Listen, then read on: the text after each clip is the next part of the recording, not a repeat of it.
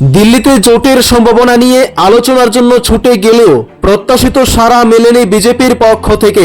ঘনিষ্ঠ মহলে প্রদ্যুৎ কিশোর দেববর্মা জানিয়েছেন, তিনি যে সংখ্যক আসন দাবি করেছিলেন তার এক তৃতীয়াংশও দিতে রাজি হয়নি বিজেপি।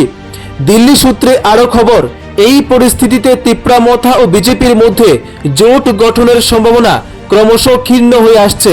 তবে এখনও আশা পুরোপুরি শেষ হয়নি। প্রদ্যুৎ পোস্ট পোল জোটে রাজি থাকতে পারেন বলেও ইঙ্গিত মিলেছে। এই মুহূর্তে আপনাদের জানিয়ে রাখি, দিল্লিতে জোটের সম্ভাবনা নিয়ে আলোচনার জন্য ছুটে গেলেও প্রত্যাশিত সাড়া মেলেনি বিজেপির পক্ষ থেকে। ঘনিষ্ঠ মহলে প্রদ্যুৎ কিশোর দেববর্মা জানিয়েছেন, তিনি যে সংখ্যক আসন দাবি করেছিলেন তার এক তৃতীয়াংশও দিতে রাজি হয়নি বিজেপি। দিল্লি সূত্রে আরও খবর মিলেছে, এই পরিস্থিতিতে তিপ্রামথা ও বিজেপির মধ্যে জোট গঠনের সম্ভাবনা ক্রমশ ক্ষীণ হয়ে আসছে। তবে এখনও আশা পুরোপুরি শেষ হয়নি। প্রদ্যুৎ পোস্ট পোল জোটে রাজি থাকতে পারেন বলেও ইঙ্গিত মিলেছে। Bureau report, Tripura bulletin.